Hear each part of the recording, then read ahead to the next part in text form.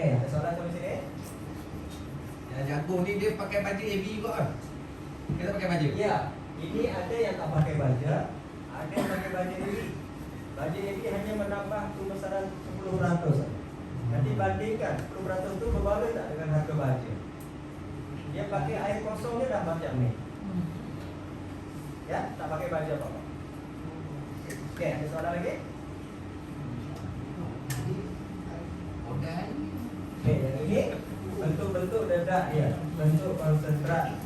Kalau tuan-tuan bantu sendiri, tak semestinya berbentuk pelet. Bentuk serbuk pun boleh makan. Campur air pun ada. Ya, rusa Cik Fazli itu dicampur air, macam bubur. Rusa pun makan. Lagi sebab besar. Ya, ini bentuk crumble. Ini bentuk pelet. Ini hanya mengenal bentuk-bentuk konsentrat. Oke, apa beza yang serbuk dengan yang ini? Kalau ini, kalau bancuhan tidak sekadar, kalau ada 5 jenis bahan, beras, jagung, kalsium katakannya, apalagi tuan-tuan, dedak padi. Beras ini dapat banyak jagung. Beras ini dapat kalsium saja, rusanya kecil. Ya, dapat jagung dia banyak lemak. Jadi rusa tidak sekadar. Sebab itu dibawa pelet, bancuan sekadar. Peletkan, makan seketul, dalam seketul ada semua dibagi-bagi. Jagung, soya, kalsium, semua dapat. Itu teknologi dibuat pelet supaya dapat seketul ni semuanya ada di dalam. Itu tujuannya ya. Yang crumble ni apa? Crumble ni tuan-tuan, dari pelet dihancurkan lagi untuk tenagannya kecil. Ya, bau dia lebih sedapnya ini. Sebab dia permukaannya lebih kecil dan anak kecil mudah makan. Oke, satu bentuk. Terus, oke, kalau tak nak beli yang pelet, yang komersial, tuan-tuan boleh buat sendiri dengan berbagai bahan ya, tersedia di sekitar kita. Apa saja ini tuan-tuan. Jika tuan-tuan pergi ke pengilang padi beras, apa ampas yang mereka jual? Mulai dari sawak, jerami. Boleh bagi tak jerami? Boleh. Dia mengganti rumput. Walaupun dia nutrisinya rendah, kita seimbangkan dengan dia punya bancuhan dedaknya. Walaupun jerami proteinnya 6%, kita tambah protein dedaknya tinggi. Kenapa? Sebab kita nak jerami ini hanya makanan wajibnya, kita tak kelompok. Ya, mencukupkan keperluan serat dan membesarkan dia dengan dedak. Okey? Beras, ada pengilang yang jual beras reject untuk tenakan. Tuan-tuan kena pandai pergi ke kilang-kilang. Lepas tu dedak padi, sekam, semua ni boleh bagi dan bantuan rasio tertentu. Jagung, kalau ada petani jagung sekitar kita, tuan-tuan beli sisa batang jagung dia, kulit jagung dia, tungkul jagung dia, semua kita boleh gunakan sebagai pengganti serat. Nanti kalau boleh masuk mesin. Yang anak jagung tu ini, tuan-tuan. Ini saya tanam di rumah dengan apa namanya bekas plastik atau web ya, selama 8 hari. Jagung 50 gram, saya masukkan dalam web plastik, saya bagi lubang supaya air boleh keluar, tidak tergenang ya. 8 hari jadi macam ni. Agak-agaknya rusa kalau kita bagi pilihan jagung biji dengan ni, dia pilih mana? Pilih ini ada semua. Jagung ada lagi. Akarnya segar, ya, batangnya, daunnya lengkap. Ini dah macam makanan lengkap. Cuma tambah suplemen sikit. Ini tuan-tuan boleh buat sendiri. Ya, tak perlu plastik kosong ya. Nanti tuan-tuan Google je kode hidroponik. Nanti tuan-tuan boleh belajar di YouTube sendiri banyak.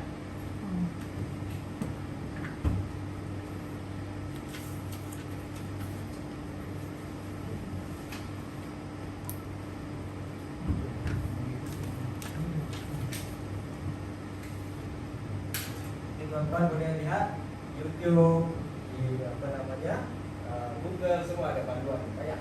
Terutama di negara-negara Afrika yang tak kekurangan air, mereka menggunakan teknologi poda hidroponik. Apa biji yang kita boleh bagi? Yang boleh buat dari ini jagung. Apalagi yang paling mudah didapat, gandum. Gandum paling senang dapat. Di setiap kedai-kedai yang jual gandum untuk roti itu tuan-tuan, yang masih bentuk biji, yang tak ada kulit, itu saya boleh buat. Jangan anggap tak ada kulit tak boleh tumbuh. Lagi cantik dari jagung. Dan harganya lebih murah dari jagung. Gandum. Tuan-tuan kena pergi pasar, ya pasar raya, cari gandum yang biji. Yang macam beras, yang tak ada kulit, itu boleh tanam lagi. Cuba lihat dulu juga cara penanaman, penyampaian semua. Cuba permulaan dengan gandum seperti ini. Ini saya buat di rumah, 8 hari dah cantik kan. Apalagi tuan-tuan, pokok sawit ya, dan hasilannya. Mula dari daun sawit boleh, lepas tu minyaknya ini untuk menggemukkan. Minyak ni energinya tinggi. Kita tambah minyak dalam banjuhan pemula, bagi dia gemuk. Sikit je saja. Dalam 3%, maksimum 5%.